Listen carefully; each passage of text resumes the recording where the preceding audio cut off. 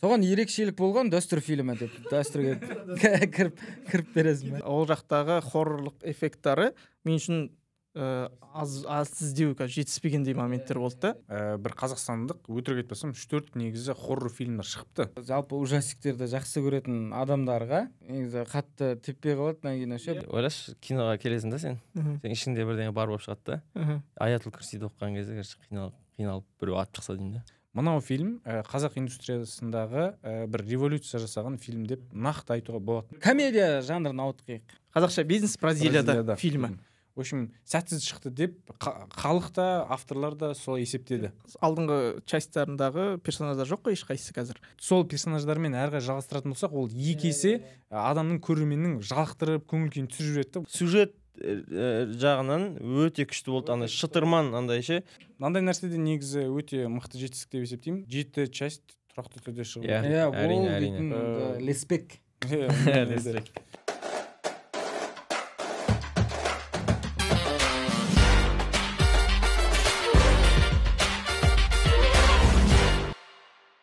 Барлықтарыңызға сәлем, бұл Үнсайт подкаст. Бізде екінші шығарылым. Бүгін бізде тақырып кино туралы, Қазақстандағы қазіргі шығып жатқан кино дәстүр және бизнес по-казахски Бразилияда фильм туралы. Подкасттың тұрақты жүргізушілері мен және Шыңғысхан. Және бүгін бізде қонақта блогер, вайнер, актер Медетжан.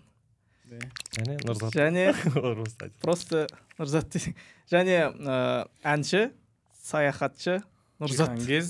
Жихангез саяхатшыдары десек. Мама, привет. Қош келдіңіздер, қалайсыздар? Көңілге қалай? Керемет. Да, жақсы болып тұр ма?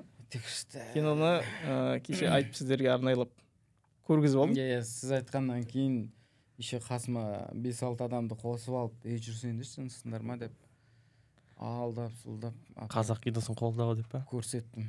Мен мынандай әңгіме айтқым келіп тұр. 2022 жылы жаңа қарап шықтым да.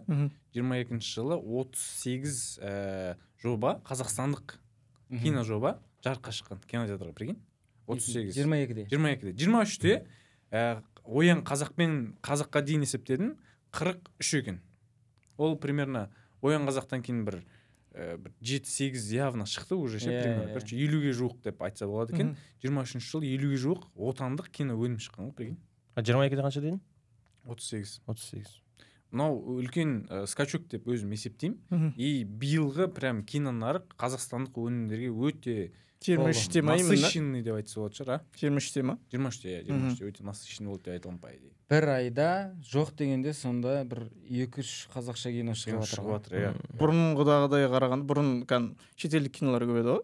Қазір қазақстандық кинолар прям ай сайын андай түспейді да. Қазақстандық темалар вообще бізге қазір өте жақын болып кетті да. И біз өзімізге жақын нәрсені көргіміз келетін сияқты бір жағынан.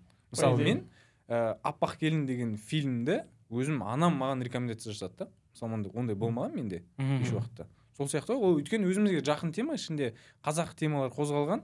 И мысалы бізде выбор болса, допустим, Вонка, либо там Аквамен, или Аппақ келін сияқты бір выбор болатын болса, явно бізге жақынырағы мынау да. Мынау біз өзіміздің нелер ғой, мынау көретін сияқтымыз. Менде бір уақыттарда андай болған, сол қазақша фильмдер прям көп болып шығып жатқан кезде, и қатар бәріне бардым да. И менде андай болатын. Енді қазақша киноны, отандық киноны қолдап барайық деп, екіншіден енді өзің сол сферада жүргесін, жақын болғасын, қалай түсіріп жатыр екен, кім қалай түсірді деген сияқты ше, кім біреуден алатыны ба, біреудің жаңағы телін қайталамау, біреудің жақсы жерін ықпалу деген сияқты сөйтіп қарайтын. И бір уақыттарда бірақ бәрі бірдей однотипный сияқты болып кетті да. И мен сол кезде бір шетелдік кино қарайыншы деп сол жағында көңілім қалып қалды да. Менде де сондай болды. Былтыр деймін сол. Андай бүкіл қазақша кинолардың несі тақырыптары ұқсас болып кетті, короче. Ауылдан қалаға келу, либо қаладан ауылға келу, үй таппай жүру, семья, әлі күнге дейін сол тақырып болып келеді. Семьямен, үй ала алмау, семейный проблема, короче, болды. Соған ерекшелік болған дәстүр фильмі. Кіріп бересің. Кетем десің. Жақсы подводка қойған сияқты. Дәстүр фильмі негізі басқа жанрдағы хоррор. Хоррорда прям андай жанрлардың неғып сияқты да. Комедия емес, драма емес, просто андай боевик емес деген сияқты. Қазақша боевиктер болды ғой енді, неден комедиядан бөлек. Олар болды, а мынау прям хоррор деген өте бөлек жанрдағы фильм. Жалпы білмеймін. Негізі мен алдын қарағаным, бір қазақстандық өтірік айтпасам 3-4 негізі хоррор фильмдер шығыпты. Именно полнометражный фильмдер шығыпты. Соның біреуі ғана есімде екен, мен көз деген естідіңдер ме жоқ па? Короче, мен оны өзім көрген жоқпын. Бірақ осы уақытқа дейін шыққан хоррор жанрындағы фильмдер бізде сәтсіз шыққан екен. Провальный касса тұрғысынан жалпы көрерменге өтпеген деген сияқты.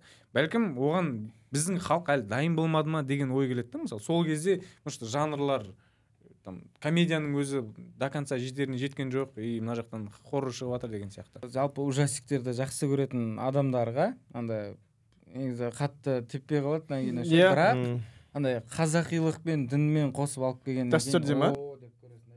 Мен астрал емес, жалпы не ужастик хоррор фильмдердің любителімін да, прям қатты көремін да. И ол жақтағы хоррорлық эффекттары мен үшін аз іздеу жетіспегендей моменттер болды да. Негізі белгісіздіктің эффектісі қатты болатын сияқты. Просто біз ана мен көріп отқан кезде қыз тірі деп ойлап оттық қой кинода, дәстүрде. И қыз деп ойлап оттым мен. Всегда қыз деп ойлап оттым, короче. Қыз жүр сөйтіп ше. Қыз біздегі ана алдындағы пиар компанияның нәтижесінде біз ана қыз мстить етеді деп ойладық. Қыз өшін алады деп, қыздың ішіне жын кіріп кетеді деген күттік те. Қыз тірі біз үшін. И ана қорқытып әрбір жерден шығып жүргенде де қорқытпайды да. Ана басқа хоррор фильмдерде көбінесе білмейсің да не екенін ше. Кім қорқытады? Не болып жатқанын білмейсің. Любой нәрсе ана қараңғылықта белгісіздік қой, адам қорқытады да. Ана далаға шыққан кезде қап-қараңғы болып тұрса, ештеңе білмейсің ғой не бар екенін. Сол белгісіздік деген қорқынышты да. Мүмкін содан ба деп ойладым, сол біздің қатты қорқып қалғанымыз. Мүмкін музыкадан, дыбыстан да негізі кішкене несі мүмкін сондай болған шығар деп ойладым. Мен үшін дыбыстауы сол моменттер чуть-чуть аздау болған сияқты болды. И анау ужастик киноларда прям тишинадан шығаратын моменттер болды. Темірдің дауыстары, прям үнсіздіктен көтеретін моменттер. Сондай бір эффекттер чуть-чуть аз болып қалды хоррорға мен үшін деп ойлаймын. Фильмде жалпы мен басындағы 20 минуты мен үшін өте қатты әсер етіп отқан. Жаңағы қыздың несі қыздың зорлап кететіні, басындағы анау персонаждар көшедегі и үйі жаңа ұят болады деген нәрсемен зорлап кететін сол жерін ғана қатты қарады. Акцент етеді. Қалыңмал жаңағы 10 миллионға деген сатып жібереді деген моменттер күшті болып келетті да. И сен главный персонаж, который фильмде сценарийде өзі главный герой переживать ететін адам болады. Соған қуанса қуанып, сол неудача болып жатса, соның артымен ілесіп отыратын ше. Осындай болып отыратын. Ана жақта сондай болып келе жатырды да, и хоррорға қарай ауысып, уже қыз вообще белгісіз болып адамдар қорқытып жүргеннен кейін уже кімге қобалжып, кімді уайымдап түсініксіз болып қалды да. Мамасын бір уайымдап, ана сиырын неғып өйтті дегенде, оны бір уайымдап. Тауықтерін бәрінде. Ана 8 миллионның моменті бар ғой еще. Айтшы, не болды? Басында ана басталған бетте туалетке қарап тұрады да, осы үшін 8 миллион алып алдық қой дейді. Иә. И маған қатты ұнағаны міне осы жер болды ғой, иә. Сосын барады да, әке баласымен жаңа жағдай болады ғой, баласына барады да, баласын қуып жүріп, мені қай күнәм үшін берді бұны дейді да. И маған сол сәт ұнады да. Ана 8 миллион, мына жақтан жеп жатсың да, арам жолмен балаңды тамақтандырып жатсың да, и балаң мынандай өсіп шығады да, и сен не үшін қандай күнә істедің деп ойлайсың. Негізі мынандай практика бар да әлемдік кинода, мультижанровый деген. Мысалы, бір фильмде 3-4 жанр бірге қатар жүре береді. Паразит сияқты, иә. Паразит сияқты, мысалы, кішкене андай комедия болып келе жатып, жаңағы триллер болып кетеді деген сияқты. Бұл жақта да менің ойымша былай істеген сияқты. Енді білмеймін ғой, мен задумкасын ол кісілердің. Маған былай көрінді. Мысалы, 2 частьқа бөлінген. Біріншісі драма, семейная драма, екіншісі хоррор болды да. И мен өзім былай минутпен емес былай оқиғалардың ортасына қарай примерно түсіндім, уже мына жерде переход болады қазір деп. Потому что уже переход болып кетті да, и мына жақ хоррор болып кетті. Енді менің ойым былай болып тұр да. Мысалға сол екіге егер солай пландап түсірілетін болса, ол бірінші частьте негізі өте мықты шықты деп есептеймін өзім. Жаңағы адамның ішіндегі эмоцияларды тудыру, жаңағы неге оқиғаның ішіне кіріп кету и анау историяға көрерменді жақындату, короче, сендірді ғой енді, максимально сендірді ғой ана историяға шынымен деп. Потому что еще андай персонаждарды біз өмірде шынымен көргенбіз ғой андай. кім сияқты деп Болат қоясың ба сияқты Делакур сияқты басқа нәрсе айтып кетсең мен второстепенный персонаж сол бастапқы бөлігі маған қатты ұнағаны ше көргеннен бастап басталғаннан бастап өте андай насыщенный болды қанық болды ана бірінен кейін біртүрлі нәрселер жаңағы нелер ана бұзаудың екі басты болып туатын соған дейін ше кәдімгідей типа хоррор жағы по мне сәл әлсіз болған сияқты да енді ол бәлкім білмеймін енді может болды негізі маған қатты ұнаған анау жері болды үшеу тұратын ше біреу асылып тұрып ана теріс бата оқып тұратын ше сол жері қатты не болды маған қатты әсер етті иә ал анда есік жабылып нетіп жатқан кезде қатты қорықпай жай бүйтіп қарап отырдым да и ана жер кәдімгі екінші бөлімінде сол хоррор жағында не ғой в основном аятул курсиді соны оқып жүріңдер деп соған больше акцент не болған сияқты иә жалпы сол қорған деген мұсылман қорғаны деген сияқты болды осыны оқып жүрсеңдер жыннан неден деп содан кейін біраз адам негізі оқып жүру керек деп ана тиктокта да комментарий жазып жатыр ғой кинодан кейін мынандай ой келді короче ойлашы бүйтіп қазір келді ма кейін жоқ сол кезде содан кейін шыққаннан кейін ойлашы киноға келесің да сен ішіңде бірдеңе бар болып шығады да аятул курсиді оқыған кезде короче қиналып біреу атып шықса деймін да ішіңнен ба жоқ неде залда біреу дірілдеп бірген типа сен іште отырған адам да ішінде сондай болса театрдың стенасымен жүріп кетсең ана кино болып отырған адам келіп мүмкін ғой негізі мүмкін и андай нәрсе болған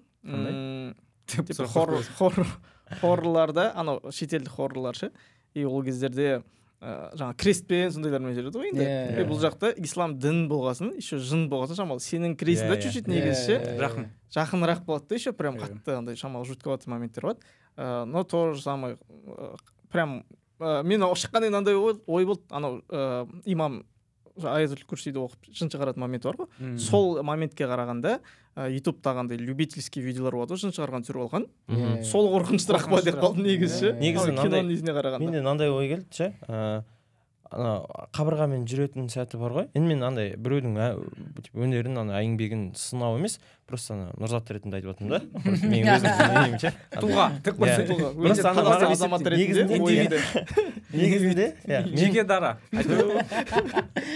предприниматель физический лицо ретінде өзіңізді айта берші қазақстан азаматы ретінде өз ойыңды толық ашық арнайы для үшін компанияның гитарист ретінде тиктокта бала ретінде папам айтатын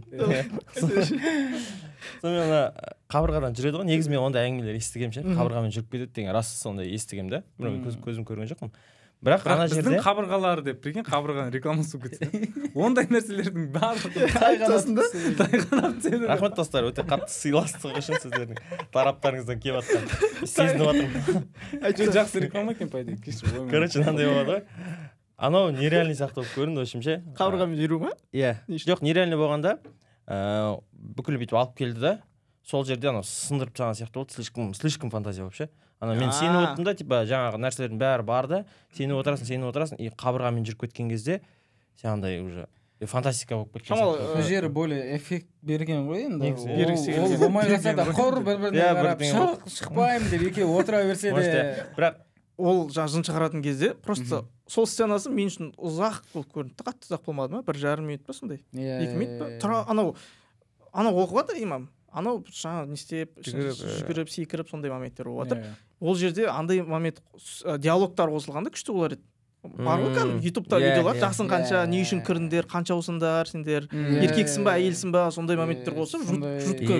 күштірек болады еді мына жерде ұстап тұратын жаңағыдай жіңішке дауысымен неге ұстамадың сатпады ғой бірақ дуал жағалап кетті қатты сильный болып шықты ғой анау не болу керек еді мынандай качели кульминацияны моменттер жетіспей қалды мен үшін типа анау может қатты күшейіп кетіп имамды ұрып жібереді дегендер ше ұруға келе жатқан кезде ұстап алу керек еді сондай моменттер аятул курсидің күші ғой имамды бүйтіп ұрғызбай тұрған еще аятул курсидің күші еще оны до конца көрсетпеді ғой күшті көрсетсең жоқ сөйтті ғой ұрып андай қашып кетіп соғылып сол қатты күшті екенін просто жынды шығарып жіберу керек еще жын шықпай қалды до конца түсінбей қалды байқадыңыздар ма типа жоқ халық түсінбей қалды негізі шықса шыққан шығар негізі шықпады соңында шығып есін жияды ана бала мә не отыр қуып кетіппін ғой деп жан жағына қарайды сол көрсетілмеді да непонятно болып қалды шықты ма шықпады ма еще психбольницаға ол типа ішінде жынымен әлі психбольницада отыр ма соңында либо ол шығып кеткеннен кейін псих болып қалды ма деген моменттер тоже түсініп қалған сияқты халыққа өйткені менің қасымда отырған екі адам натуре сұрады прям вслух сұрады да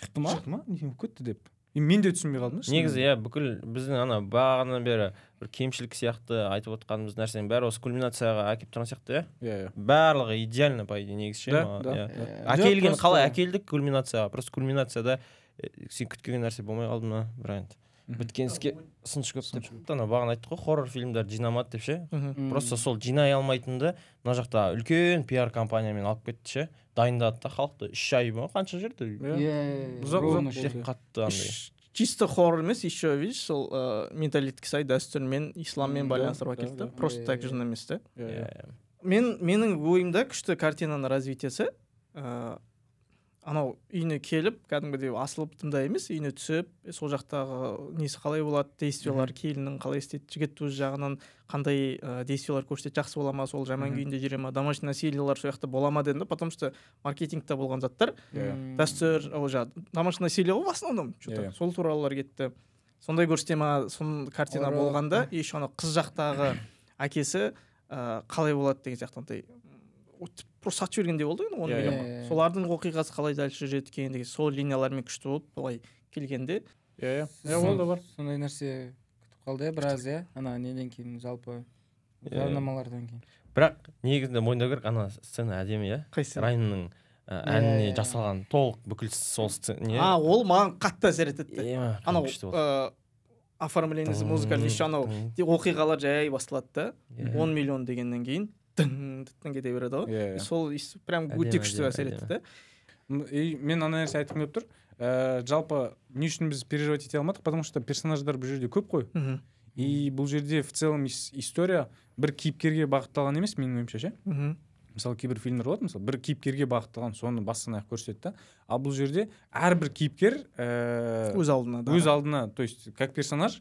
бұл жерде көбіне акцент историяға да то есть мынау оқиға қалай басталды оқиға қалай бітті негізі көбісі ойлауы мүмкін мысалы жаңағы жігіт ол главный герой деген сияқты ше былай жеке дара алып қарайтын болсаң ішіндегі әрбір персонаж жеке дара герой өйткені мысалы ана әкесі ол андай бір коммунист жоқ сондай бір өзінің дұрыс емес әрекеттерінің салдарын өзі көреді ғой неде фильмде жаңағы ішетіні бар бір нәрсе істейтіні бар деген сияқты и мамасы да короче басында чуть-чуть нетіп жүреді ғой қатал болып анау нетіп соңына қарай мамасы үшін жамал переживать етіп кетесің баласына нетіп жүреді ғой типа аяп баласын қатты бауырына басып соңына қарай наоборот баласынан уже отталкивать етіп сөйтіп кетеді то есть ол да бір несі сияқты да мне типа персонажды былай заявлять етті и соңында ол былай өзгерді дегендей маған просто үш нәрсе айтайыншы мен Делакурдың персонажы өзгеше бір өнер ше ана өз-өзін ойнап шыққандай болды әндерін андай не істейтін ше басқа әндерді шайың дайын ба қалай шайың дайын ба қайын дей ма шайын брайтлаке дайын да сондай әндерді бұзып ше микроволновка сұрасай сол сахналар қатты болды сосын кепкасын байқадыңдар ма Делакурдың кепкасында The Exorcist деген жазу болды экзорцист деген отсылка болды көрмедім типа жын шығарушы адам экзорцизмдер и потом маған ұнағаны әкесі машинамен келе жатады ғой қайтып бара жатады ғой күліп бара жатады да сол жерде California Dreaming деген өлең ойнайды короче анау маған мен қатты ұнайды өйткені ол Вонг Кар-вайдың короче Чункингский экспресс деген киносында қатты көп ойнайды Чункингский экспресс деген Вонг Кар-вай қытайлық режиссер мен ойлаймын сол Куканың соған берген жаңағы трибют дань ба типа дань уважение құрмет көрсету ретінде қосылған сияқты деп музыканың подборы өте жақсы болған соны байқадым фильм бойы байқап отырмын ана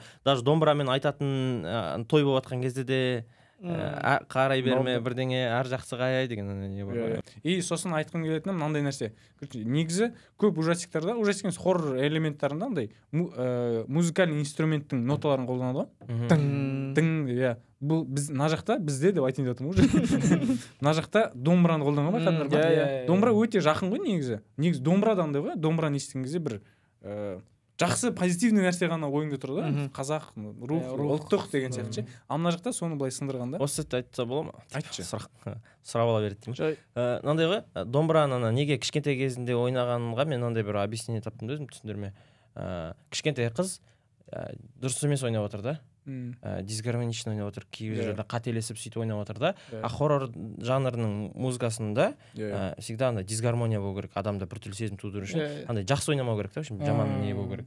Мен міне кеше ғана бізде Тикетондағы нелер шықты, статистика, киноның кассалары бойынша. Осы уикендта 445 миллион ба? 3 күнде. 3 күнде, иә. 4 күнде 445 миллион теңге жинапты. Менің ойымша жалпы мынау фильм қазақ индустриясындағы бір революция жасаған фильм деп нақты айтуға болады. Бұл жақтағы рекламный кампанияны атап өту керек деп ойлаймын. Негізі фильм, мынау фильмді былай рекламный кампаниясыз алатын болсаң, бұндай резонанс тудырмас па еді деген ой келеді. Екіншіден, жалпы қазіргі біз бүкіл критиктар беріп жатыр бағасын, бүкіл жаңа жастар бір тренд шығарып, короче, өздерін не салып деген сияқты. Сондай нәрсе тудырмас бет деген ой. Сол үшін рекламный кампанияны прям өте қатты респект деп айтуға болады. Респект. Енді жаңағы Ром айтып отқан нәрселер бәлкім сол рекламный кампания тым артық жұмыс істеп кеткен шығар. Жаңа маркетинг мықты болып кеткен екен, ожиданияда сондай мықты болып кетті да. Бірақ жоқ, соған тұрарлық болды, ше. Жақсы болды, өте. Комедия жанрын ауытқиық. Бізде уақыттар подводка. Енді осы фильммен тұспа-тұс қатар бірге шыққан фильм. Бір күнде шыққан, бұл тұрақты жыл сайын шығып келе жатқан «Бизнес по-казахски». Дәстүрлі түрде шығатын «Бизнес по-казахски». Қазақша «Бизнес Бразилияда» фильмі. Және арамызда сол фильмнің авторларының бірі Шыңғысхан отыр. Осы фильмдерді кеше Нұржат тоже бір өзіміз арамызда әңгімеде айтқан, Барби мен Оппенгеймер бар ғой. Екеуі қатар шықты, типа Барби көрсек, енді давай Оппенгеймер көреміз деген сияқты. Екі киноға да барды адам. Нақты дәл сондай болып жатқан сияқты. Негізі мен дәстүрден шыққаннан кейін енді «Бизнес по-казахски» көру керек деп бардым. То есть ой қалыптасып алдым сразу. Негізінде бұл андай не сияқты, мақсатты түрде емес, былай случайно шығып кеткен сияқты, сондай нәрсе. Екі күні бір болып қалды. Или әдейі күн бірдей қойды ма? Дәстүр ол әдейі бар ғой сондай. Екеуін жоқ, негізгі дәстүрдің айтып жіберейін, ренжімесеңіздер. Дәстүрдің сол шығарушылары, қалай, разработчиктары, авторлары да чуть-чуть сондай болған сияқты. Оларда енді басқа жанр, хоррор, біз комедиядан асамыз деген сияқты нәрсе болды да, сол үшін бірге шығарған сияқты болды. Андай маркетинг ход болған сияқты. Мысалы, қазір адамдар кеше біз кино бардым ба, сол киноға. Дәстүрге билет жоқ па? Давай «Бизнес по-казахски» көре салайық. Отыр, короче. Дәстүр көрем деп келген 10 адам «Бизнес по-казахски» көріп отыр менімен бірге, ше. Ар жақта «Бизнес по-казахски» билет жоқ па? Дәстүрге бармай екен, дәстүр көре салайық деп. Екі киноны бүйтіп ауысып отыр. Екеуі бір-біріне жақсы әсер етіп отыр. Бір-біріне өте жақсы әсер етіп отыр. Коллаборация. Екеуін де бүйтіп көтеріліп отыр кассасы. Жаңа не сияқты. Ондай ход болды ма екен, или случайно ұрып жатыр ма екен халық сөйтіп? Кім? Жоқ, ол былай органично табиғи түрде шығып кеткен сияқты, ондай ешкім екі жақтың авторлары бүйтіп ойластырған жоқ деп ойлаймын. Просто бір күнде шығып қалды. Нұржат айтайын деп жатыр, Нұржат. Мен просто замандас подкасттың арасынан көрдім да. Жоқ, Кука айтты. Медет кеткісі келіп жатыр екен. Қуаныш Бейсек айтты, мен сол нәрсені қалар едім деп. Негізі қалаймын деді. Нұрлан Қоянбаевпен жаңағыдай Оппенгеймер Барби сияқты қақтығыс болғанын қалайтын едім деді. Бірақ қалайтын едім деген, значит, может, Нұрекең жағынан ондай болып жатқан жоқ сияқты. Бәлкім «Бизнес по-казахски» осы жолға вообще реклама болған жоқ, Вообще болған жоқ. Өзі неге саласады Нұрлан Қоянбаев, только несіне ғана Инстаграмына бір-екі рет көрсетті, ал бұған дейінгілерінде кәдімгідей берішіне жақсы болатын еді. Киноның айналасында ешқандай инфо пиар компания жүз болған жоқ. Сол неліктен олай болды екен? Или уже уверенно болды ма деп, или бәрі үйреніп қалды ғой? Уже сенімді болған шығар. Нұрекең түсірер болған жерден уже сразу киноңызды алып кете береді. Может, фокус басқа жақта болды. Может, фильмнің өзінде болды фокус, сыртта емес. Бәлкім. Оны Шыңғысхан жақсы біледі. Бірақ өзгеше сияқты, мен басқа алдыңғы «Бизнес по-казахски» көрген жоқпын, ше. Мен бірінші екеуін көрдім. Негізі бірақ комедияны ұнатпаймын, ол енді не емес, андай, просто өзім комедияны ұнатпаймын да. Содан кейін онша ұнатқан жоқпын. Бірақ осы бұл комедия емес сияқты, көбінесе драма сияқты ма? Бірақ жанр комедия таңдалып тұр, не тіптік. Бірақ жаңа драма мен драманы жақсы көремін, просто ше. Драма ретінде маған өте қатты ұнады. Мен аны жылағанды жақсы көремін да, кинода отырып ше, андай әсерлі болып, бір жағынан қуанып, бір жағынан андай болып. Сол кульминат несі жаңағы шешімі финалы өте қатты ұнады маған ше. Арасында да ұнаған моменттер өте көп болды. Алишер Утевтің қаншалықты білікті маман екені көрінді ше. Бағдат Арғынов оператор. Бағдат Арғынов па не? Бәсе маған өйткені операторская работа тоже қатты ұнады. По съемке вообще әңгіме жоқ күшті. Бразильский вайптары, колоршы, сарғыштау андай ше. Самаралық шай ішіп қоятын жер бар ғой. Төрлері, киімдері ауысып, ана Харлем Шейктің несі болды ғой. Бәрі ар жақта билет тұратын. Төрі сөйтіп билет тұр. Бірақ негізі әзілдері не болған сияқты аза болды. Көп адам комедия күтіп барды да, комедия күле алмай андай булығып, в общем, ол комедиялық драма болды ғой негізі. іш пысады екен деген. Мен де сөйтіп барғам ше. Бұл жерде үш мемлекеттің андай несі қатты көп жақсы берілген екен, андай достастығы туралы. Иә. Қазақ андай өзбектер шетке қалдырмай бізге қосып кетті. Қатты өткен несі. Соңында ғана ұстап алатын моменті бар ғой. Ұстап алған кезде Қазақстан туралы түсіндіріп беретіндер бар ғой. Димаш, Альфард дегенде қатты күлкілі жері өте қатты күлкі сол. Кредит деймін. ЛРТ дейтін, но ЛРТ. Бачт ЛРТ деген сол моменттері. Кредит дегенде. Яғни кет барысқан кезде кредит Альфардты қосып қойма. Күшті адамдарға да өтіп кетті, мен байқадым. Сондай моменттер. А так ішіндегі андай микро юморлар, тычкалар чуть-чуть аз болып қалған сияқты. Чина десең. Жауап бер. Бірақ сюжет жағынан өте күшті болды. Андай шытырман андай ше. Бүкілі бүйтіп шимайланып кетті. Ана шешілген кезде кәдімгідей ләззат аласың ғой. Біткен кезде әрбір қайсының өзінің линиясы, жаңа өзінің мақсатына жетіп, бәрі үйіне қайтып, не деген сияқты КамАЗ алатын, КамАЗ алып. Ана персонаж өте мықты ойнаған анау. Мақсат Рахмет. Төлеген. Военный ойнайтын кісі. Мақсат Рахмет. Қазақ солдаты дейтін. Қазақ спецназы. Қазақ спецназы дейтін. Мен анау өзіме чуть ұнамай қалған моменттерімді айтып қосып берейін осы жерде.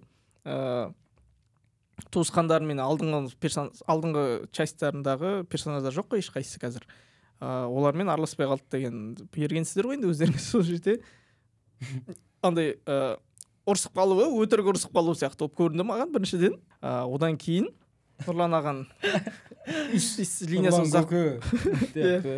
ұзақ болып, чуть іш пыстырарықтай болған сияқты болып көрінді. Пока Бразилияға барады, өйтеді, бүйтеді.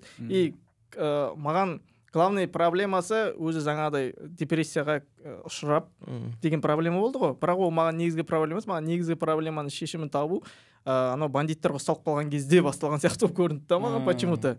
Содан қалай шығады екен деген, аналар қалай көмектеседі екен деген ғана маған енді басталғандай болып көрінді. Оған дейінгілер еще ағасы анау жаңағы қазақша сөйлейді деген, ол тоже не из откуда пайда болды да, просто Бразилияға кетіп қала салды. Ол қатты камазист мелочи істететін болсаң, ол оның ақшасы қаяқта, ол Нұрланды именно сояқта жатқан қалай деген нәрселер, енді ладно, ол киноға енді керек емес. Қазақ спецназы ол бара береді. Сондай моменттер болды менде ше. Сосын сол бір айтыңдар бәрін. Кино қызарып кеткен деп жазып қойсаң. Бір линия ұзағырақ болды. Анау бұрынғы частьтарында Еркошевский бар, Нанка бар, анау екеуінің 3-4 линия қатар жүрген, чуть ұстап тұратын болып тұрды. Маған жаңа сен айтқан бір қана тырнақпен бүйтіп қазып алып нететін жерлеріміз бар ғой. Сол жерде Гүлназ Жауабының персонажы неге сразу изменять деген ой туды деп ойлап қалдым. Неге бірден сразу сөйтіп ойлады деп ше. Просто кішкене андай бір не болу керек сияқты, сәл бір күмән, бір ойланып, немесе бір тағы бір повод кішігірім бір не болса деген сияқты ой болды. Бірақ енді ол экспозиция болғанда басына енді көп уақыт жұмсақ қою қаншалықты тиімді деген нәрсе ғой. Бірінші негізгі линияға біз аударып жіберу керек қой, бәрін түсіндіріп, мынау бүйтті, мынау сөйтті, мынау аяқтан келді, мынау бүйтті, сөйтті деген сияқты нәрсе ғой. Или душта сол Алинамен сөйлесіп жатқан естіп қалып, сондай бір мен сөйлесіп жүр ғой явно деп іштей бір ойлап кетіп, кейін артынша Бразилияға кетем деген кезде сен біреуің бар ғой, мен естіп жүрмін, типа білемін деген сияқты. Содан кейін барып ағасына звондап, что-то біреулермен сөйлесіп жүр. И еще қызық ана шиеленістірген моменті ол анау спецназдың әйелі звондап, анау мені изменять етіп жүрді, екеуі бір-бірін аңдағаны қызық болды. Сол может сразу басталу керек пе еді, или анау мен үшін долго келді анаған, шыны керек. Бірақ бүйтіп қарап қойып айтасың ба? Бірақ мен ана неден Чинаға қарап мен жауабым бар, айтасың ба? Айтпаңды бәрін айтамын. Жоқ, мен кеше Чинамен еще сөйлескенде анау неге орта жастағы кризис деген темалар вообще не үшін ол дедім да. Фильм сол туралы ғой негізі деді да. Окей болды да, бірақ өте жат тақырып сияқты болып көрінді. Орта жаста кризис деп қалдым да мен. Ол екінің бірінің басында бола бере ма ол нәрсе? Что зачем деп қалдым да, короче. негізі болады негізі. Біз просто ол жасқа келген жоқпыз. Чина ондай адам қазақтар көп мойындамайды, соны қозғағымыз келді деді да. Но қаншалықты жақын, қаншалықты ол таныс сонда. Атын білмеу мүмкін ғой просто. Типа көңіл күй жоқ та просто. Просто настроение жоқ, ешнәрсе желание жоқ. дейтін Зыбы шығып кетті деп. Біздікілер андай ғой, уже жастарды шақырып аласың ғой, бірдеңе айта бересің ғой уже. Болды ғой. Сонымен. болды ма? Айта аласың ба? Ары қарай мақтау кетеді просто. Содан кейін. Мен айтайын. Біріншіден, мынау короче 7-ші часть та. Жалпы осы уақытқа дейін көрерменіңді 6 жыл бойы короче біз осы бизнес по казахскийдің сюжетімен нетіп келдік. Тамақтандырып келдік дейінші. Енді бұл жерде біз жаңашылық керек болды да. Біріншіден ол алдындағы Индияның әсері бар, кішкене енді жасаған авторлардың команданың көңілінен толыққанды шыққан жоқ. Сосын көрермендер де оған бір деңгейінде баға бере алмады. Или бәлкім білмеймін, лайықты бағасын берген шығар, бірақ в общем сәтсіз шықты деп халық та авторлар да солай есептеді. Енді бұдан әрі қарай шығу өте қиын болды да. Жалпы авторлар болсын, Нұрекең бәрі бүкіл команда үшін бұдан біз қалай шығамыз әрі қарай өте қиын болды. Мынау сол персонаждармен әрі қарай жалғастыратын болсақ, ол екі есе адамның көрерменнің жалықтырып көңіл күйін түсіріп жіберді. Қайтадан осылар ма, қайтадан анау жоғала ма бірдеңе деген сияқты. Енді бұл жерде біз барлығын алып тастайық деген шешімге келдік. Енді Нұрекең жалғыз өзі болса, ол жерде бір өзі толық фильмді алып шығамайтынын түсіндік. Оның қасына көптеген комедиялық бір кейіпкерлер қосайық деп шештік. Сөйттік те. Нұрекең келе жатыр ма? Бәріне назықпен шығып келесің ғой. Сосын біз Нұрекеңмен өзімен бірге жазысып, өзімен бірге талқылап отырып, осы орта жастағы кризис дегенге келіп тоқтадық. То есть бұл франшизаның осы жерге келуі, короче, біз үшін өте ұтымды шешім болды мынау. Бәлкім ол бүкіл халықтың барлығының басына өтпейтін шығар, білмеймін, біздің қазақтар оны мойындамайтын шығар, орта жастағы кризис дегенді. Бірақ анау Жомарт деген кейіпкер үшін мынау история өте сай болды да. Мысалы енді ол бизнесмен, ол кедей емес, бір андай бәрі бар. Жаңа білмеймін, жаңа болады ғой, обычный сюжеттер ештеңесі жоқ, бірақ бірдеңені добиваться етеді. Ол Жомарттың персонажы ондай емес. Жомарттың, короче, бүкіл туысқандары бар, бүкіл ақшасы бар. Проблема жоқ қой, короче, ол жерде. Біз жоқтан біз шығару керек та бірдеңе, короче. И мынау орта жастағы кризис деген өте лайықты болды деп есептедік. И соны әрі қарай өрбітіп кеттік. Енді ол негізгі тема болғанымен де ар жақтағы комедийный ситуациялар жалпы солар әрі қарай алып кету керек еді, біздің енді қойған акцентіміз, то есть біздің қойған ставкамыз бойынша. Бірақ енді ол қаншалықты алып кете алды, алып кете алмады, енді оны көрермендер өз несін айтып жатыр. Ол бір. Екінші, негізі мынау фильм өте ұзақ не болды, хронометраж өте ұзақ болды. Біз есімде Киттің несін жаңағы құжатын есептеген кезде біз 127 бет болды. 127 бет деген, яғни 2 сағаттан аса уақыт деген сөз. Ал кинотеатрдың өте ұтымды несі, хронометражы ол 80 минут, максимум 90 минут. То есть 1 сағат 20 минут немесе 1,5 сағатта сен бүкіл жаңағы историяның барлығын гаммасын айтып беруің керек. Осы тұрғыда біз жаңағы әйелмен болған ситуацияны біз әжептәуір алып келгенбіз. Жаңағы туристпен сөйлесетін ситуациясы бар. Сосын барып жаңағы Нұрмахан бар ғой, бірінші подкастта отыратын. Сол жерде бәрін түсіндіруі тиіс қой ол. Негізі солай жазылған. Жаңағы Еркош ММА-ға кетіп қалды. Кім айналысып кетті. Кім еді? Алинаны шығарды. Кім Ален, кім екеуі? Дариға екеуі. Ұмытып қалдым. Кім еді? Мақпал екеуі. Сосын, короче, бүкіл туысқандарының барлығына оценка береді да, осылай. Бәрі сөйтіп жүр дейді. И олардың барлығы, короче, мынау Жомарттан өсіп кеткен ғой. Финансовый тұрғыда, жалпы тұлғалық тұрғыда, и Жомартты қажетсінбейді, короче. И Жомартты депрессия басталады. И сөйтеді, уже ол өзімен өзі былай не істерін білмей, короче. Сол білінбей қалған ғой просто. Просто ана кісілер екеуі колонка ойлап тауыпты, бөлек кетіп қалды. Ана бокспен ана кісілердің кәдімгі жағдай деңгейі көтеріліп кеткен білінбей қалған просто. И сонымен мысалы бұл біздің жаңағы мынау ескерткіш сізге құрметіміз деген сияқты нәрсе, ол соны көрсетуі тиіс еді. Біз, короче, тағы өсіп кеттік, что любой жерден біз ескерткіш істей аламыз деген. Ол наоборот анаған, короче, Жомарттың персонажына өте қатты кері әсерін тигізіп жатыр. Онсыз да депрессияға ұстап жүрген адам біз сенен баймыз деген біз әңгіме. сенен баймыз деп былай көрсетті да құрыңдаршы короче деген тема негізі солай басталған.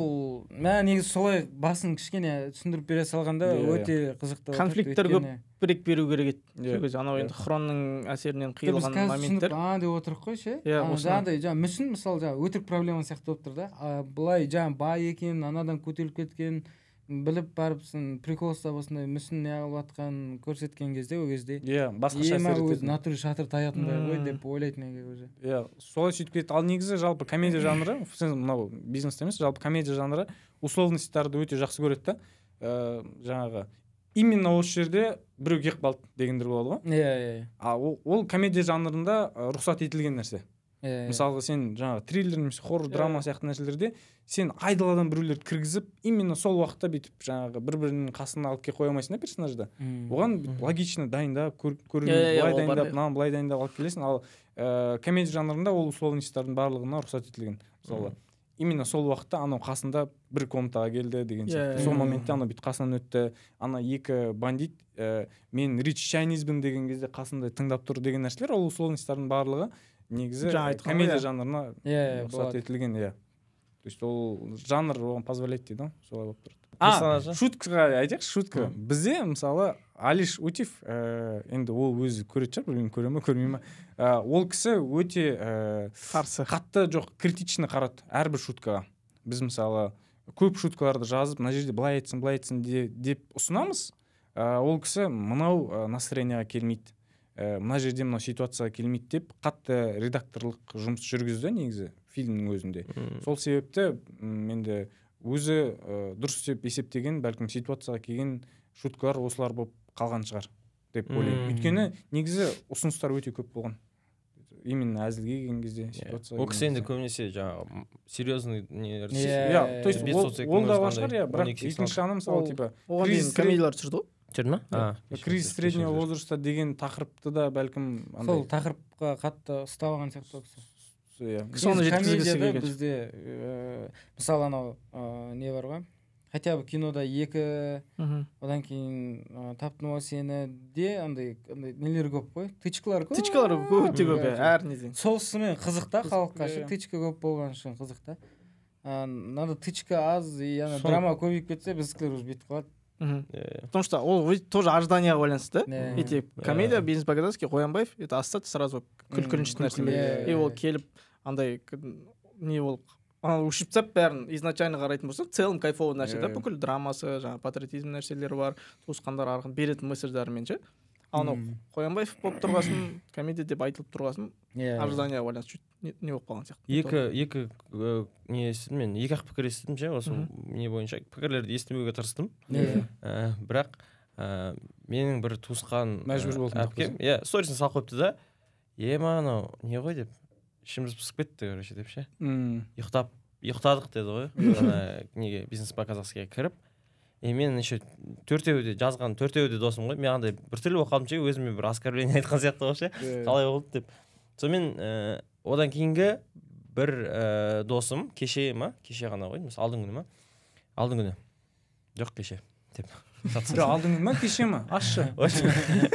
Сол жақында бір досым айтады, мен осындай бір мәселеге басым қатып жүрген дейді, менің миссиям жаңағы қалай деген сияқты. Ол средний возраст емес, бірақ деген мен немен айналысам, не істеуім керек деген сияқты бір қатты сондай сұрақ туындап жүрді да.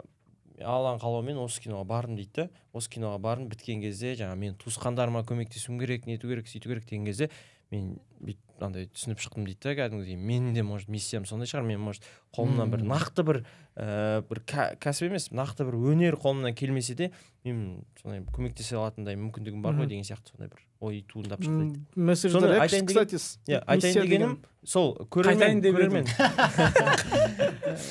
көрермен қандай фильмға барасың, сен алдын ала қандай фильм күтіп отырсың, қандай көрермендер келіп жатыр ол фильмге деген сияқты. Өйткені мен көріп отырған кезде залда қасымда мен отырдым, мен қасымда бір екі адам отырды. Залда орындықтар болды. Бос орындықтар көп болды деп қойса. Сонымен адамдар, в общем, фильм біткен кезде мен қол шапақтадым. қасымдағы ана екі кісі жаңағы о деп ана қызық көріп отыр да, шытырман оқиға жағынан ше, сюжет жағын қызығып көріп отыр да, солар ғана қол шапалақтады да, а мен күттім да, что бәрі қол шапалақтайды деп ше, адамдар жай просто кетіп қалды ше. Сонда мен ойладым, мыналар комедияға келгендер ғой деп түсіндім да, өзім ойладым. Соңы әсерлі бітті негізі ше. Ең есте сақталатын басы мен соңы ғой негізі. Соңы андай прям еще патриотизм қазақша өлең институттарда екен. Осы ойнағаны еще Асқар екеуміз қатты күліп оттық ана моменттер болды, жаңағы военный братанға қатты күліп оттық. Короче, мен айтайын дедім, ұмытып қалдым биттім де, 4 тосақтым дедім де, сонымен ұмытып қалдым не айтайын деген. Мынандай емес пе? Құтқар дейді. Құтқарыңдар. Айту керек. Оның алдында не айтып оттық жаңа? Патриотизм қол соғу. Біткен кезде фильмнің финалын әлі айтпаймыз ба әлде? Айта бер. Финалда бүкіл нәрселер, айтсаң кетпесін. бүкіл ана персонаждардың жаңағы Мақсат Рахметтің ғалымы, жаңағы Төлеген, Өзбек жігіт, Нұрекен, короче, бәрінің несі ана бір жерге бірінен кейін бірі бір музыкамен көрсетілген кезде ана бәрі жиналып келіп ше, бір күшті не болды. Ең маңызды отбасы. Бірінен кейін бірі ана уже жылауға ниетпісің ғой, ше, дайынсың ғой. Бізде негізі айтып отырмын ғой, көп болды да историялар.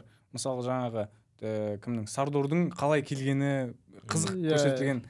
Мен немен қайықпен келдім деген темалар бар, самса саттым, короче, көтерілдім деген сияқты. Өзінің күшті экспозициясы болған. Жаңа Төлегеннің де келеді ғой, ол бірақ мен күттім соны. Қалай келгені, короче, қалай қалып кеткені бәрі былай негізі болған да.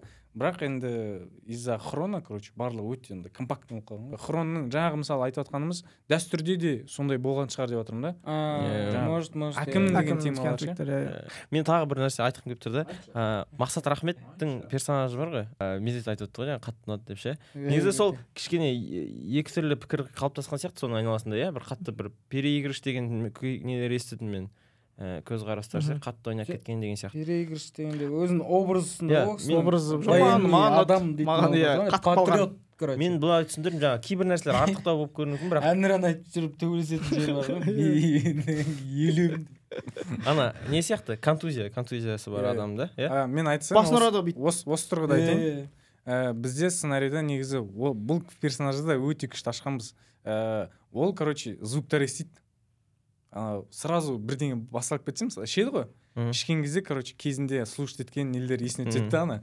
Анау нелер звуктар шығады, короче, атысып атқан бірдеңе, біреу, короче, шақырады оны. Аба дейді, короче, бұл жүгіреді. Анау миындағы уже звуктар контузия ғой шынымен. Басын ұрған кезде былай екі рет мен қанша жерде қайтып келеді орнына. Қайтып келеді орнына. И тағы бірдеңелер болды бізде. Короче, осы персонажға біз жаңа түсіндіру үшін, енді ақтау үшін ғой, осындай болды, мынандай болды деген моменттердің бәрін ақтау үшін негізі алып келгенбіз. Бірақ то же самое ғой. Сразу типа как будто ортадан кірген сияқты болып көрініп қалады да кейбір жерлерде. Енді қорытындылай келе мен мынандай нәрсе айтқым келіп тұр. Мен өзім мықты болсаңдар өздерің күліңдер. Кісі отқанша бұлардың маған үшеуі деп. Өте күшті. Сонымен қорытындылай келе мен мынандай нәрсе айтқым келіп тұр.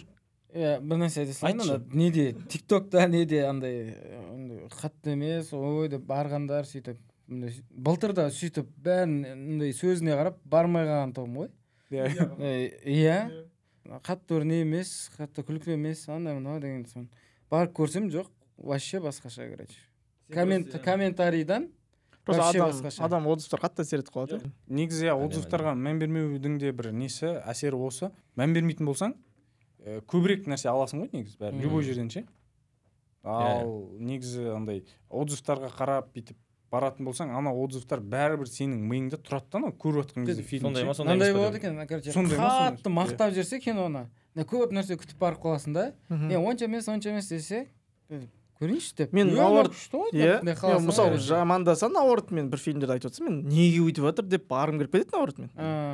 Отзывты тоқтата алмайсың ғой бәрібір. По-любому жазады, любой нәрсеге де айтады. Енді мен мынандай нәрсе айтқым келіп тұр да, бір жағынан бұл екі картинаның жалпы бірдей шығуы, бақталасуы өте дұрыс деп есептеймін, потому что мен жаңа қарадым. Мысалы, Бишарашки 2 шыққан, мен бәрін айтайын.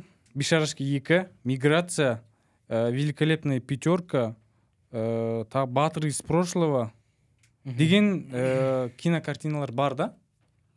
Бір уикенд барлығы. Айтқым келгені, осылардың арасында негізім осы екі фильм туралы обсуждать етіп жатқанның өзі менің ойымша қайсысының сапалы қайсысының сапасыз деп айтпай ақ қояйыншы, короче деңгейі салыстырмалы түрде деңгейі жоғары. Біз екеуін бір-бірімен салыстырып жатырмыз да. Бұл менің ойымша қазақ киноиндустриясының жалпы жетістігі. Жалпы соңғы тенденция кинонарықта мынандай болып жатқан сияқты.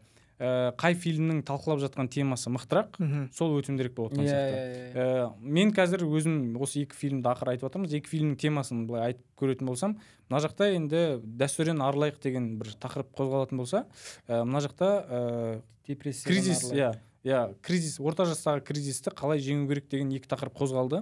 Әрине біздің халыққа дәстүр туралы нәрсе то есть кеңінен айтылған, оларға жақынырақ, ал мынау орта жастағы кризис бәрібір де сәл жат ұғым сияқты. Сол үшін де бір жағынан осы талқылаған темалардан негізі әсер етіп кетті ма деген бір ой туындайды да. Мен өзіме қазір қорытынды жасап жатырмын. Алдағы болатын жобаларында бәлкім осы темасына көбірек акцент қоятын шығармын деген ой келіп жатыр мысалы менде. Мынандай нәрседе негізі өте мықты жетістік деп есептеймін. 7 часть тұрақты түрде шығып. Әрине. Леспек. Өзім мысалы ол жерде атсалысқаннан емес, жалпы былай киноман ретінде немесе былай көрермен ретінде айтатын болсаң, көп кинофраншизалар жаңағы Форсаждың өзі ол әлемдік деңгейде ғой негізі. Ол 10 мен ба аяқталды ма? Әлі аяқталған жоқ білмеймін. Осымен болды, тақырып қозғалды. Рахмет баршаңызға, қазақ киносын қолдап жүріңіздер, көріп жүріңіздер. Нұрзаттың орнына келесі адам кім екенін комментарийде жазып кетсін. Міне мен өзім тұрақты түрде, Шыңғыс тұрақты түрде, және арнайы қонақ мына жерде 3-ші адам, және 4-ші мына жақта біз мен ойлап отырмын, осы өзім оқырмандарым арасынан любой бір келіп адам. Маған просто жазғандар көп болды. Подкаст айтып ой білдірейтін екен деп. Соған сіздер мына жақта болуға мүмкіндіктеріңіз бар. Рахмет келгендеріңізге. Рахмет, шақырғандарыңа рахмет. Мен үшін алғашқы подкаст күшті болды. Жақында шығатын қар жауған жабақта. 20 минутта барамын. Бір сағат 20 минутта